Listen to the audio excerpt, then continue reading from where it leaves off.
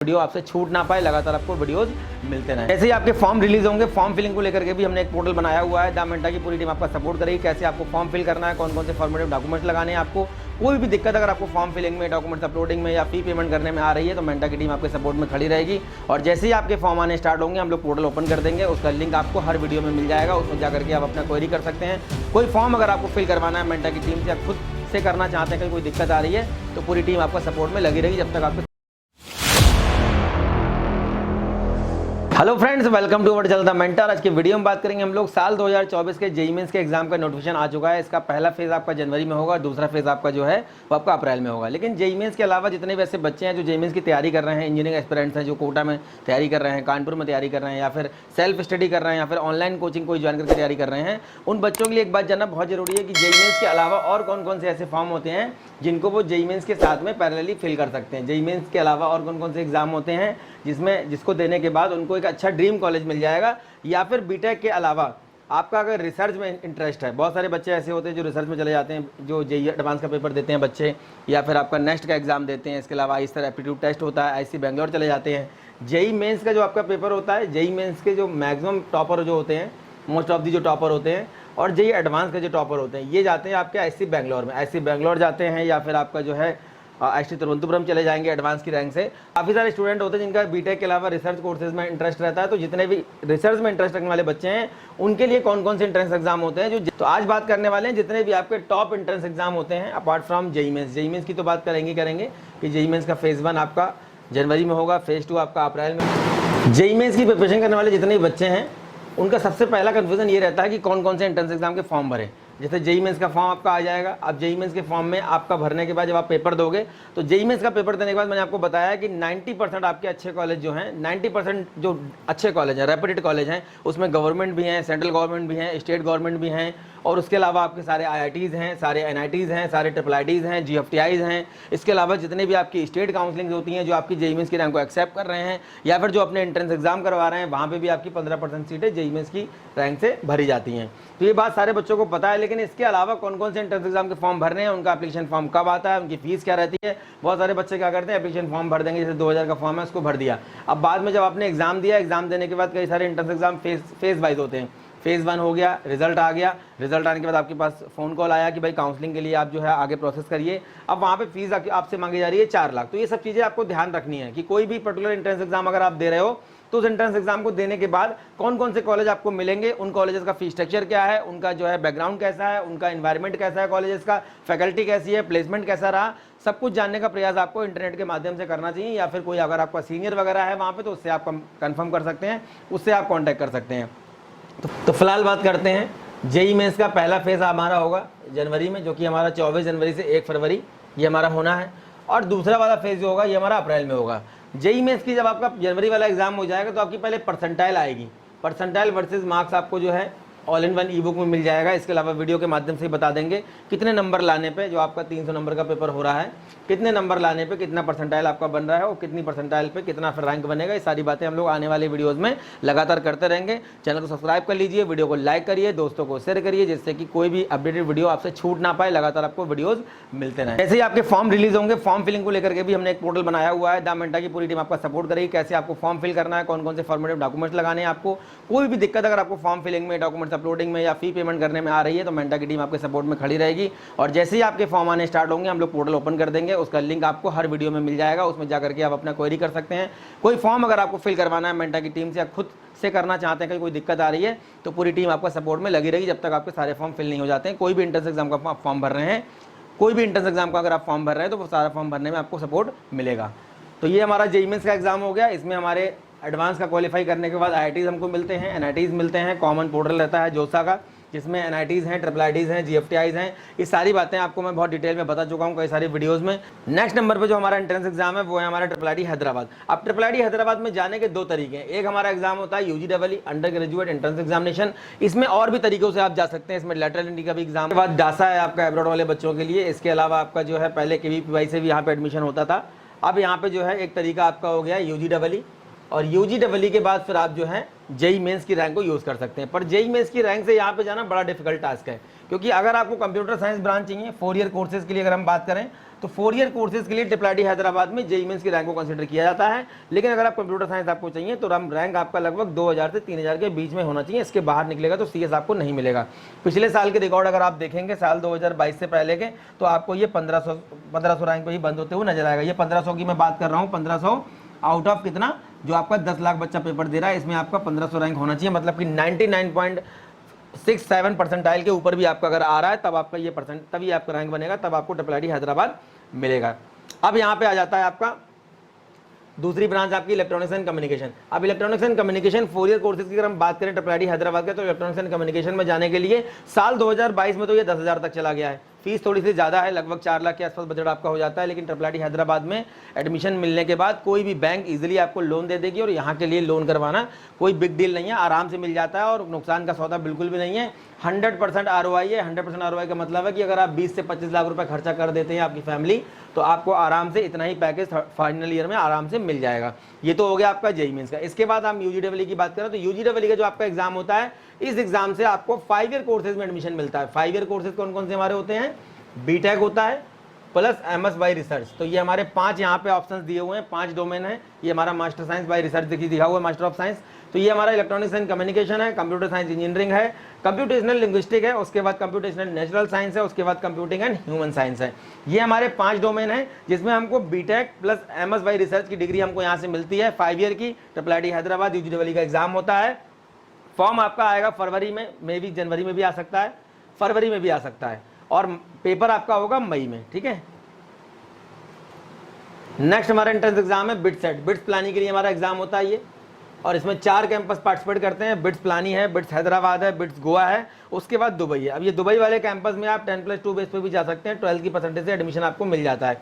लेकिन ये 3 कैंपस में जाने के लिए भारी कंपटीशन से आपको गुजरना पड़ेगा। अच्छे लेवल का एग्जाम होता है, रिजर्वेशन क्राइटेरिया यहाँ पे है नहीं, तो कंपटीशन भी ज़्यादा है। सुविधाएं कैंपस की बहुत ज़बरदस्त हैं, प्लेसमेंट 100% है। इसके अलावा बहुत सारी जो फीचर्स हैं बताने के लिए, बाकी सब कैंपस से अलग करते हैं इस कैंपस को, और इसके बारे में बहुत ज़्यादा बताने की जरूरत नहीं है, बच्चे जानते हैं। तो बिट्स सेट का जो आपका फॉर्म है ये आपका आ जाएगा लगभग जनवरी या फरवरी में आपका फॉर्म आ जाएगा।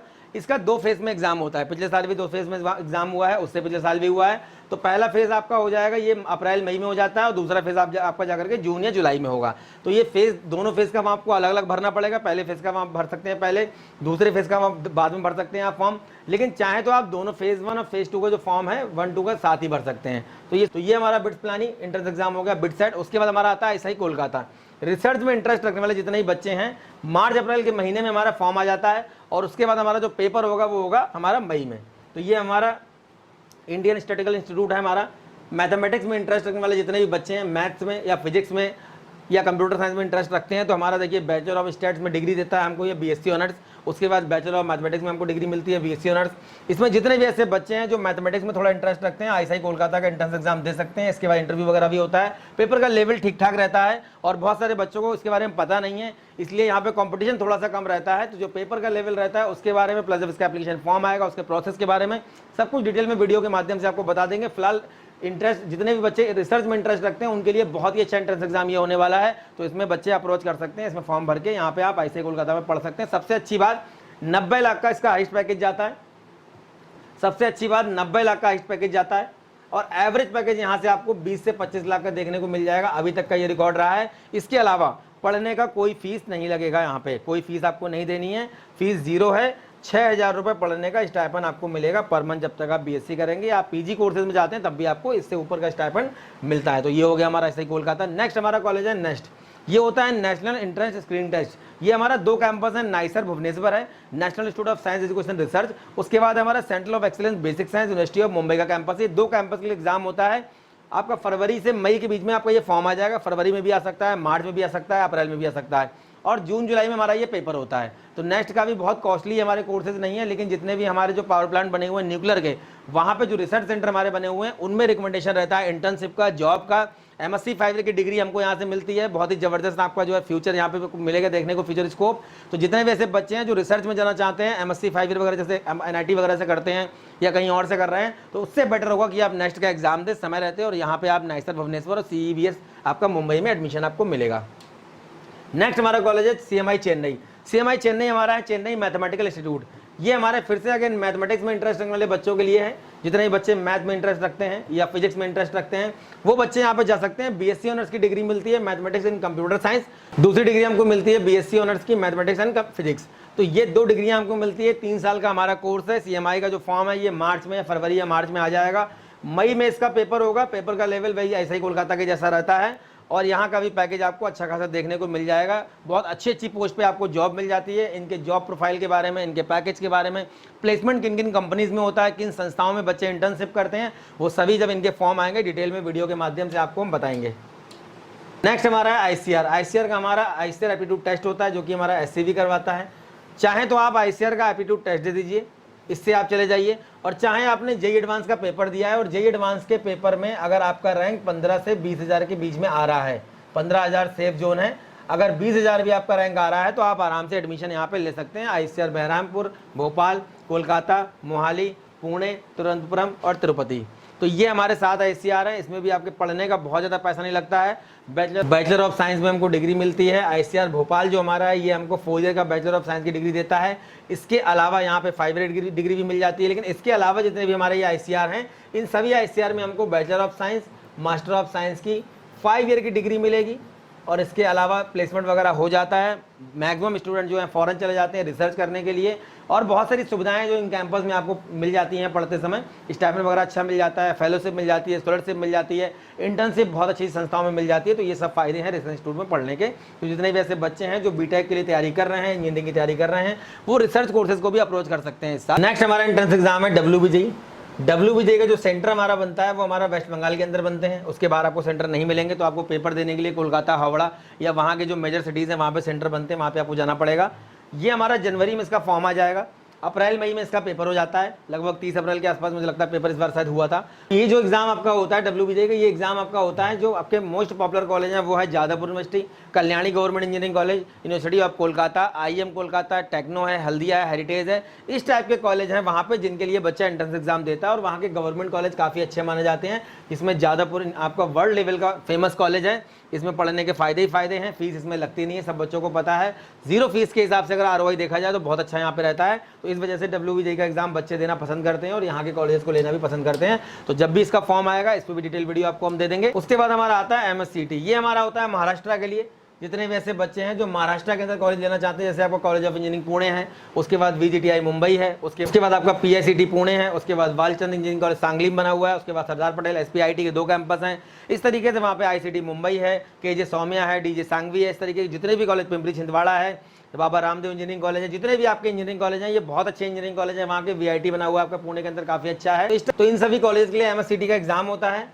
MSCT का एग्जाम के साथ में आपका जो है यहाँ पे JEE मेंस की रैंक से भी आपको एडमिशन मिल जाएगा। अगर आपने JEE मेंस का पेपर दिया है तो JEE मेंस का पेपर देने के बाद यहाँ के जो प्राइवेट इंजीनियरिंग कॉलेज हैं, प्राइवेट इंजीनियरिंग कॉलेज आपकी JEE मेंस की रैंक को एक्सेप्ट करते हैं। तो आप अगर गवर्नमेंट में जाना चाहते हैं तो आपको MSCT का पेपर देना होगा। तो MSCT का पेपर देने के बाद ही आपको यहाँ के गवर्नमेंट कॉलेज मिलेंगे।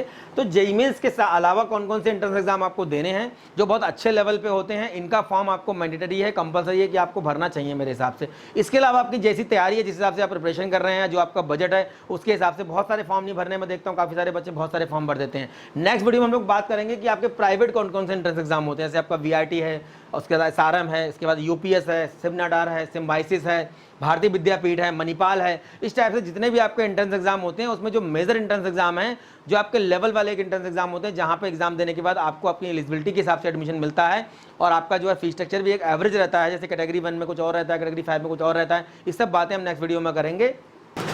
नेक्स्ट हमारा एग्जाम है कॉमेट के कर्नाटका। कॉमेट के कर्नाटका के साथ ही हमारा एक एग्जाम होता है KCET जो हमारा एग्जाम होता है ये उन बच्चों के लिए है जो कर्नाटका से बिलोंग करते हैं, इनके पास कर्नाटका का डोमिसाइल है। तो ये केवल कर्नाटका के बच्चे दे सकते हैं।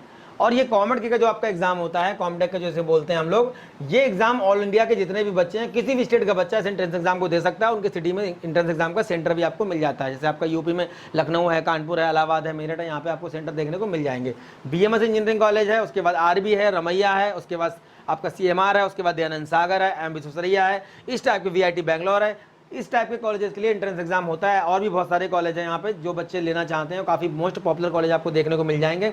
बेंगलोर के अंदर, कर्नाटका के अंदर जितने भी इंजीनियरिंग कॉलेज हैं, प्लेसमेंट वगैरह बहुत उनका अच्छा रहता है। इसीलिए कर्नाटका के बच्चे एंट्रेंस एग्जाम देते हैं कर्नाटका कॉमेड के का, और एग्जाम को देने के बाद बच्चे वहाँ पे कॉलेजेस को पसंद भी करते हैं। काउंसलिंग के टाइम पे बहुत ज़्यादा क्रेज रहता है उन कॉलेजेस का। इसका फॉर्म जो है ये आपका फरवरी अप्रैल में आ जाएगा, हो सकता है मे भी जनवरी में भी आ जाए, और मई में आपका एंट्रेंस एग्जाम होगा। एंट्रेंस एग्जाम का लेवल आपका ठीक ठाक रहता है। इसमें 11 का सिलेबस भी आपसे पूछा जाएगा। जेईई मेंस के जैसा लेवल नहीं होता है, पर हाँ ये है कि बच्चे ज़्यादा पार्टिसिपेट करते हैं, तो यहाँ पे क्या है, कंपटीशन थोड़ा बढ़ जाता है। तो ये कॉमेड के एंट्रेंस एग्जाम जितने भी ऐसे बच्चे हैं जो कर्नाटका मतलब कि बेंगलोर, मैसूर, इन सिटीज़ में आप अगर पढ़ना चाहते हैं, वहाँ के इंजीनियरिंग कॉलेज में अगर आप पढ़ना चाहते हैं, अच्छा प्लेसमेंट लेना चाहते हैं, क्योंकि प्लेसमेंट वगैरह बहुत अच्छा है, तो आप कॉमेड के का फॉर्म भरना ना भूलें। जैसे ही इनके एंट्रेंस एग्जाम के फॉर्म निकलेंगे, हमारी टीम आपके पूरे सपोर्ट में खड़ी हुई है। कोई भी दिक्कत आपको फॉर्म भरने में या एप्लीकेशन फॉर्म के कोई डॉक्यूमेंट अपलोड करने में या फी पेमेंट करने में आती है, आप हमें कॉल करके संपर्क कर सकते हैं और हेल्प ले सकते हैं। तो हम लोग इसके लिए पोर्टल स्टार्ट करेंगे बहुत जल्दी।